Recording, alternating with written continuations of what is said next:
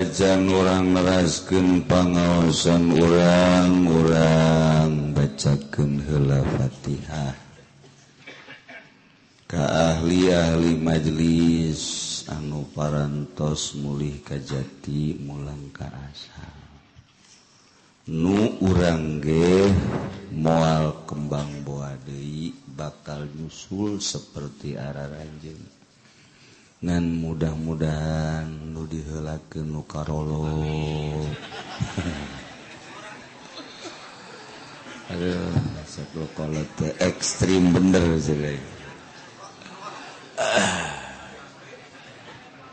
Tapi pibuktiana nama zanajan didoa-doakeun ge geletek nu ngora deui nu ngora deui. Janu kolot mah teu kudu didoakeun ge ngagoler sorang. Hiji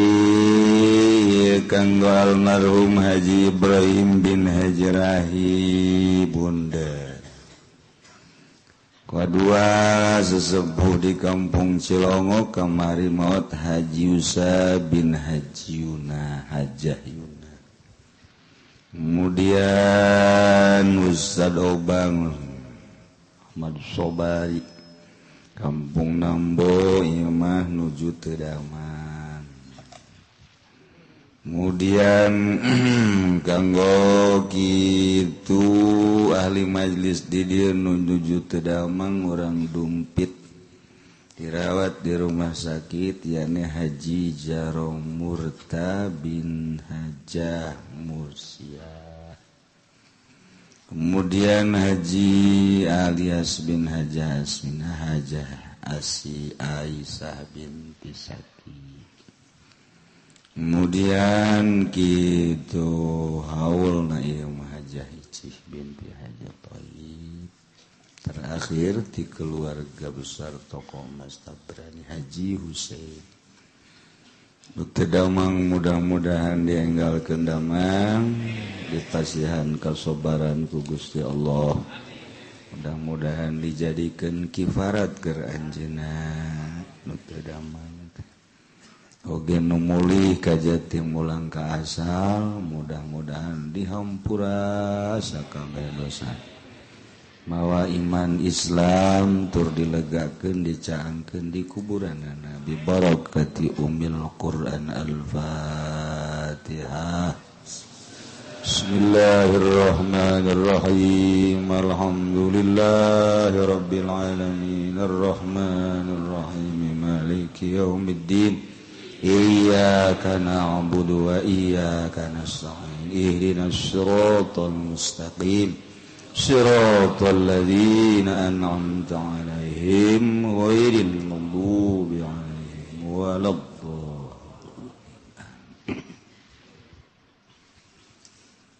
Para jamaah kaum muslimin wal muslimat rahimakumullah, urang masih keneh nyaritankeun tentang diat. Nu sakali deui di negara urang mah ieu teu kalaku.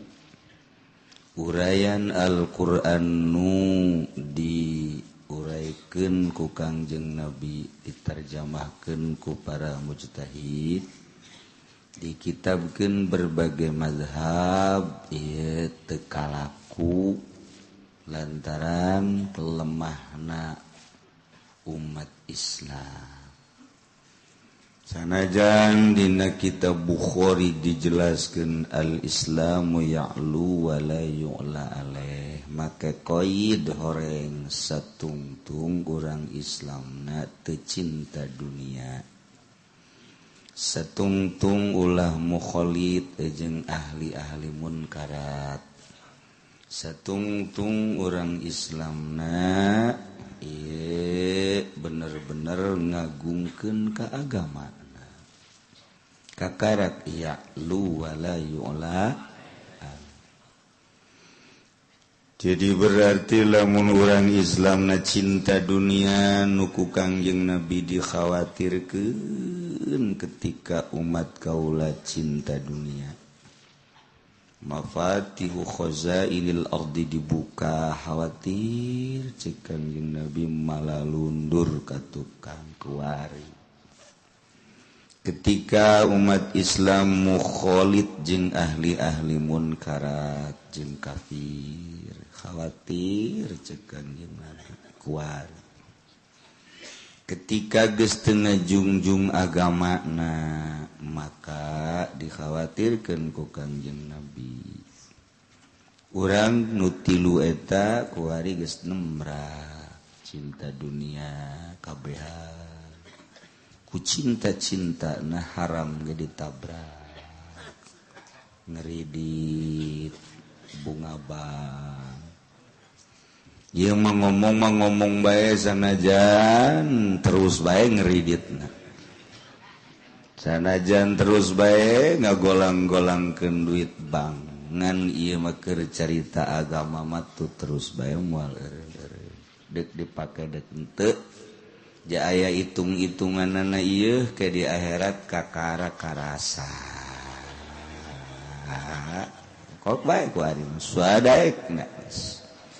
lantaran kajurung ku hawa nafsu dititah urang ulah migur mukhalid jeung ahli-ahli munkarat urang terus bae jeung kafir jeung musyrik jeung munafik jeung nu tara salat urang campur gaul malah jadi bos urang iyalah agama ipis nomor katilu ketika geus teu ngajungjung ka agamana sorangan syiar-syiar agama geus dileungitkeun tanda-tanda keagamaanana geus dilejapkeun kaliru antara mukmin jeung kafir sebab eueuh tanda geus dikhawatirkeun ku Kangjeng Nabi bakal mundur nu tilu eta geus araya kabeh mantap pantes lamun Palestina digempur terus ulah nyalahkeun kasasa sebab orang Palestina nurutkeun cek orang Palestina kamari datang Syekh Abdurrahman bongan orang Palestina geus teu ngajungjung tinggi ka agama disiksa ku Allah melalui peperangan carita hakikat zahir ramatu terus bae berjuang terus di Mesir atuh kitu keneh terus di Syria atuh kitu keneh ya di Indonesia ge teu jauh mantap alhamdulillah urang kuari geus boga pemimpin anyar presiden anyar mun kukula dibejakeun ai kula mah geus nyaho lain gaib sebab aya jelema datang ka imah sabulan memeh pemilihan awewe kitu buukna ieu adalah ngondel percis kos Megawati dek jadi presiden di zaman almarhum Abah tilu konde daratang ka imah tuluy ieu mah hiji berarti ieu alot jadi geus jelas kula mah geus ngomong kanu di imah ge sacenah nu di imah ulah loba omong salah di imah we pokona mah sok aya nyaho bae asana tetep nu menang mah ieu Megawati berarti Jokowi geus teh kitu sababaraha urang lah nyaongan kula haju dibere isyarah aya tamu urang Gunung Karang geus teh keluar-luar jelema ibadah baik ke Allah saja ke sok aya nyobe sia mah semua dibere jauh sebab sia mah kaditu deuk minta impo bae bareres mau bae deuk minta maca sholawat zikir impo malu minimal gede hutang datang cek manehanana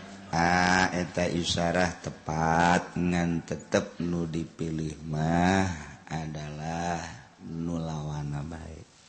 nu bakal menang na eta tapi milih mah ulah kadinya tekahartipan